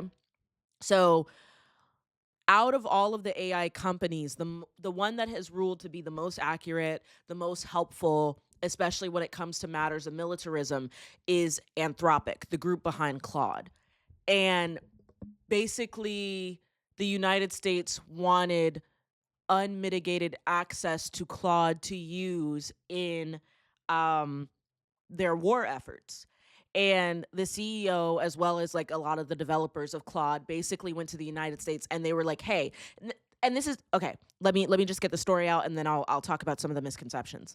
Um, they said, "Hey, we are completely willing to sign this death contract that you'll be able to use our technology to do all of this crazy, uh, you know, dystopian shit, but we just have two caveats. The two caveats were you cannot have the AI act autonomously. There has to be a human involved in intervention efforts. So you can't just have the AI be like, "Yeah, I want to kill that dude." Like a human has to be behind it and approve the killing of that dude. And then the second one is that you are not going to use our AI to enact mass surveillance of human beings. That cannot happen. And the White House had a hissy fit and they were like, "Absolutely not. You have until February 28th to change your mind and figure things out." Or was it the 27th? I know it was like near the end of February. They gave them a deadline of 5 p.m., like it was a fucking essay, being like, "You have until this time to say that you agree to us using your AI, no guardrails, or else you're really going to regret it. And what they mean by regret it is that they were going to disparage this AI company for the consumer, like for the US consumer. So basically, in a move that is completely unprecedented, the federal government of the United States was going to use their power to basically disparage a private company and be like, you cannot work with this company, do not work with this company under any circumstance. And the 5 p.m. deadline came and went, and Anthropic was like, yeah, we still refuse. Like, this is crazy. Sorry. We're completely willing to kill people, but people have to be involved. Now, the misconceptions. There has been this movement called Quit GPT, talking about how ChatGPT is so evil and they're doing all this crazy stuff.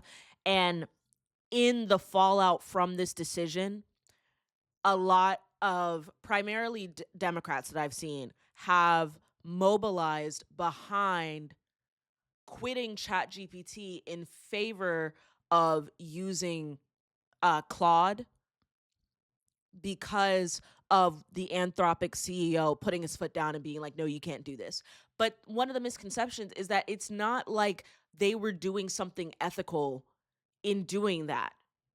I believe that the reason they said that we don't want you to use AI to, autonomously kill human beings wasn't because, oh, this is unethical. It's because they were arguing that that the technology can't do it yet. Like, if it could, they'd be completely willing.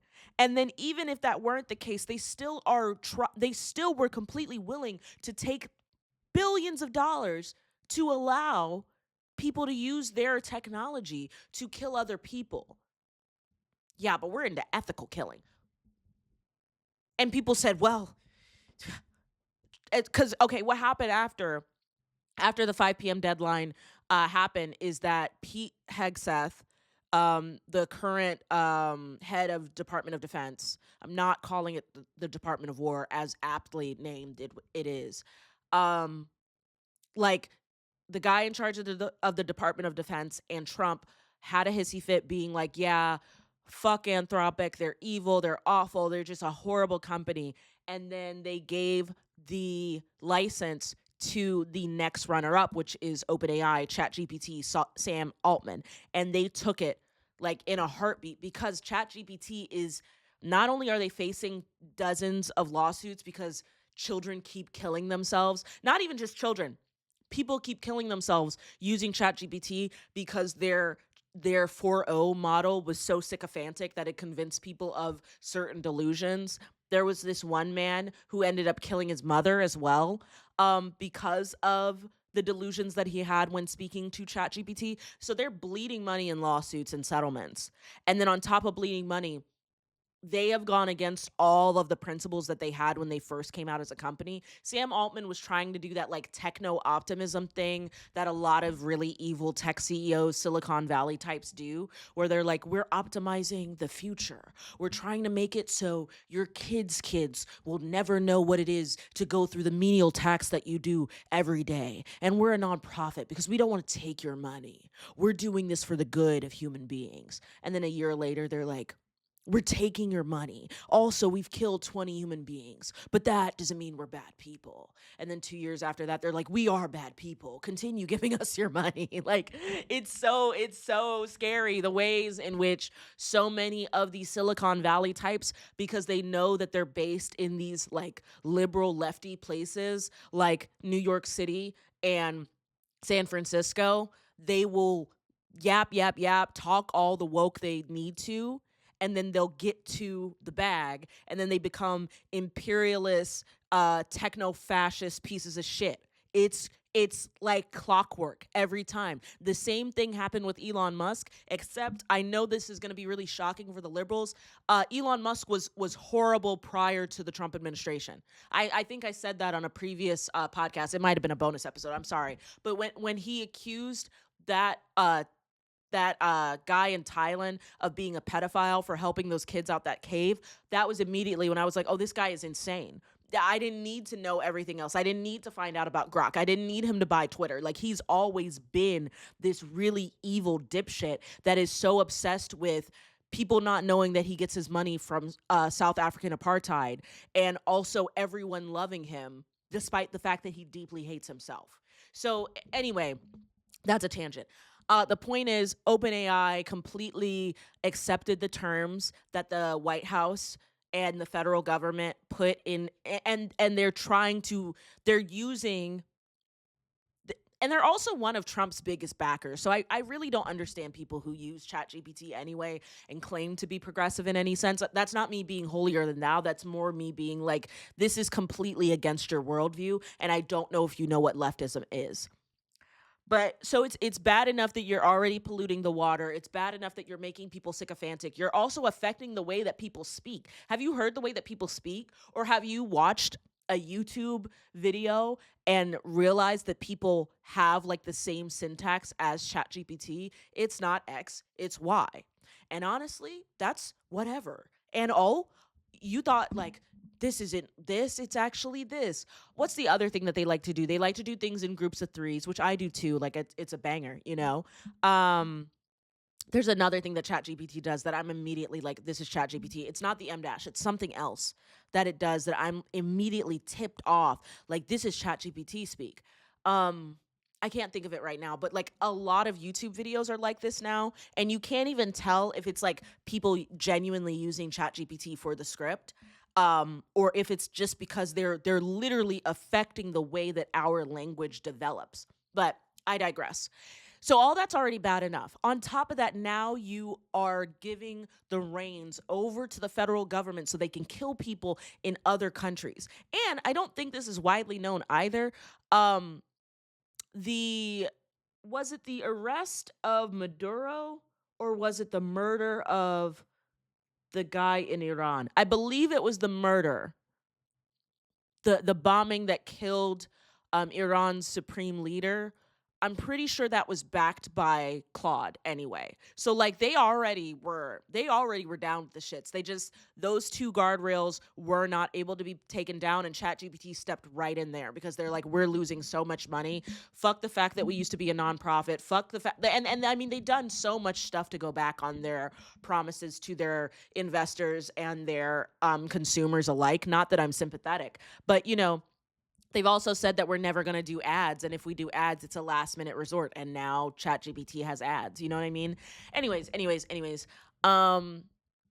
it's really scary the way that this arms race went about between these two AI companies. But what's scarier is the way in which leftist and people left of liberal keep trying to bend their mind to make this shit ethical. I can't, that's so weird to me. That's so, and maybe it's, you know, I was on the phone with my friend the other day, and I was writing a abstract for a conference that I'm trying to get into and speak at. And I was talking about how I don't want to talk about like what my topic is for the conference, but I was writing up the abstract, and my friend said, you know, in a post ChatGPT world, this is really impressive that you're able to come up with this stuff on the spot. It's because my brain hasn't atrophied. I don't use this stuff. I think I've disclosed this before. I used ChatGPT a little bit when it first came out because I didn't know about the environmental impact. And when it came out, I was in graduate school, and it was like all the rage. I think it was November 2022. It was all the rage to talk about because all of the professors and teachers' assistants were going, wow, how do we include this in our curriculum? How do we discuss this? Like with our students, like people were really trying to roll with the punches and make it into a thing. I worked at a college and I taught a gender studies class, and my boss was like, yeah, I have ChatGPT in my syllabus. Like I have an assignment that is geared around ChatGPT where they have to use a prompt, get the response, and then engage critically with it. Like, what did the chatbot get wrong? why would this not be, whatever? And I love the fact that, people in the arts and people in the humanities and people outside of tech are really trying to bend their brain to make this ethical or find a way to roll with the punches. And I think part of it is because something that AI defenders have taken on is like, oh, well, you're going to get FOMO. Like, I'm sure the person who was against the first cell phone was not into that either. I'm sure the person who was against the computer wasn't into that either. When I was a kid, people used to use MapQuest. I'm sure that when Waze and Google Maps and Apple Maps came out, people were mad about that too. Are you a Luddite like them? This is not similar to that. We have existed prior to AI. Yes, we existed prior to the cell phone and, a GPS. And what is the other example I gave? The laptop. But those things optimize things that we already do. AI is literally telling you you do not have the capability to do things that you fully are capable of doing. So all respect to my friend. Of course, it was a compliment and I took it as a compliment, but this is a sentiment that is expressed by a lot of people who grew up with ChatGPT in high school, or middle school, high school. I meant like not middle high school, but middle school, high school, and undergraduate, where they're like, I could not fathom getting through this stuff without, generative AI. We did it. People did all the shit that, like AI has only been in the public consciousness for 4 years. And there are some people who act like I couldn't even imagine if ChatGPT went down for a day. Oh man, if Google Gemini was down, I would never get anything done. Oh my God. Oh my God. It's like that tweet, you people can't do anything. What are we talking about? What do you mean you can't do anything? You can. I believe so deeply. This is the optimism thing again. I believe so deeply in the incurable passion and power of the human spirit. And there are so many people who literally let their brain cells atrophy and just go, well, I don't know. I can't do it. Do you want to be like that? And then, much more importantly, even if you're completely fine with being like that, do you want to fund the war? like that Lil Dicky song, do you fuck with the war? Like, what is going on? Like, why? Why? I don't like it. And it really bothers me that we live in a country where people were so skeptical of the COVID vaccine, and they're skeptical of literally all mainstream media outlets, and they don't believe their eyes and all this kind of stuff. But then the powers that be literally are coming into our homes, they're coming to our children's schools, they're infiltrating us with ads that are constantly pushing this automation on you, and there's so few people genuinely resisting it, to the point that there are CIA agents on TikTok and Reels being like, yeah, hating AI and being super anti-AI is performative. All right, FBI, like, settle down. Let's get off your shift. It's not performative. It's actually one of the most punk and real and human things that you can do to reject this slop in every aspect you can. And I know some people can't. I have so many friends that work in tech, and not only people who work in tech, I also have friends who work general, I call them desk and email jobs. I have a desk and email job. And a lot of them can't resist AI because it's in all of the automations that they use in their software and everything. But we can minimize it as much as possible. I very intentionally use a search engine that does not use AI. Anytime I have to use Google, I make sure to turn that shit off. Not only because it's useless and it's not helpful, but also because it's actively damaging the planet and it's funding genocide. I hate to be, I really don't actually. I don't know why I'm lying to you. I don't hate to be the killjoy. I actually revel in the downfall of Sam Altman, OpenAI, and all AI companies altogether. So I really hate the way that this arms race went, where people were really trying to bend themselves in the knots, being like, quit ChatGPT, download Claude. How about we don't use AI? Radical, I know. I just, I've had people ask me for ethical alternatives to ChatGPT. How about your brain?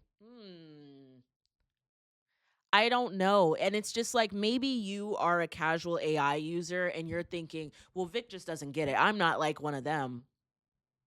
Okay. I don't know why you have that, you know, I don't know why you have that mindset. I really don't. But, you know, power to you for not being like them, I guess. But if you've met somebody who's like this, their dependence on this technology is genuinely scary.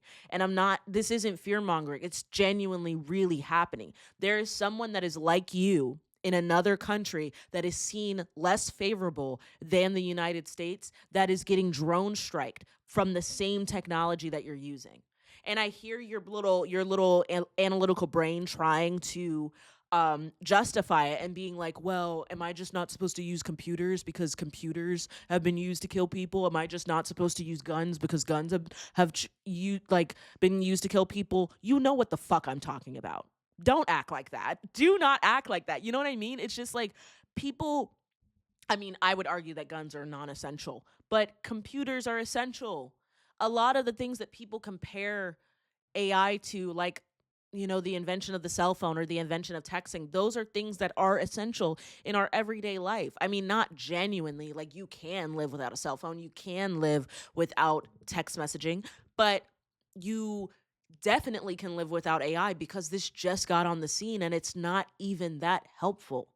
It Hey, there's a big machine that's convincing people to kill themselves and also making the fresh water undrinkable. Oh man, turn it off. Yeah, but it makes these really funny videos of like dancing dogs, and like it showed what I would look like if I was dating, like, I don't know, Wolverine, and like what? Like I don't know, guys. I don't know. I hate AI. I hate AI so bad. And I also hate the fact that it's not even AI. That's just a misnomer that we've assigned to it. Generative AI is not intelligent. It's a glorified prediction machine. And all the people that be like, oh, well, it's actually gained sentience and all this kind of stuff. I don't care if you showed me all the secrets of the universe and there was a big thing right in front of me that said, yes, this thing has sentience. I'm still not believing it. I don't care at all, actually.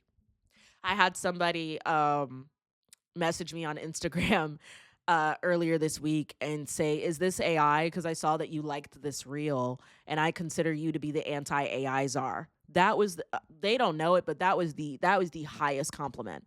I never want somebody think I couldn't imagine being in the dating pool right now where, we live in this country that's obsessed with GLP-1s, gambling, AI, and there's something else I'm forgetting, but like those are the main ones.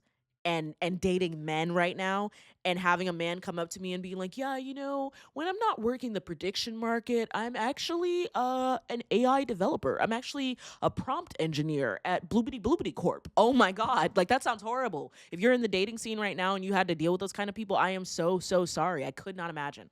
I could not imagine. Yeah. So there's no ethical AI. And I do feel for the women that are in tech fields that are, cuz tech has been completely stolen from women. And then much more importantly, we have created this divide between the arts and the social sciences and the humanities and the hard sciences, the STEM of the world, when it's like these are tandem. I don't know why it's turned into these people are ethical and smart and these people are evil and soulless when it's supposed to be a combination of the two.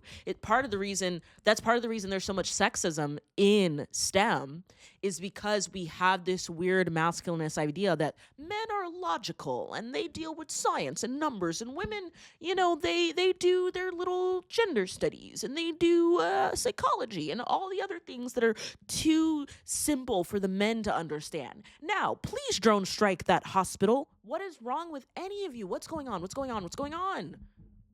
I feel for all the women that are in STEM because we obviously need you. And I do believe that there are a lot of people. I've seen creators on the internet who are genuinely like AI. Um, I'm gonna mess up this word. Ethicsis. They are trying to apply ethics to AI, and I commend them and I appreciate their perspective in the space. I'm just extremely anti-AI. But, if I had to concede to that fact, there are a lot of people who genuinely are trying to find the ethical side of things or whatever. So, yeah, I hope you don't feel, targeted if you are, because I know a lot of my friends do work in Silicon Valley and tech space and stuff like that, and they literally cannot not work with AI. You know what I mean? But it sucks, you know? Being forced to use AI at work is one thing. Using ChatGPT to write your email, and then, you're on your break and you want to write a smutty fan fiction and you're opening up character AI, and then, oh, you want to write your grandmother's eulogy, so you open Google Gemini. That's a completely different thing. Use your brain. This is the strongest AI you got, you know? And it doesn't have to fund genocide if you don't want it to. I don't know. I just, I know I sound like old man yells at cloud, but this shit really, really, old man yells at Claude. Huh? I'll be here all week or until this podcast ends. Okay. Anyway, yeah. I hate AI. I really do. There's no way to sugarcoat it. Keep that shit away from me.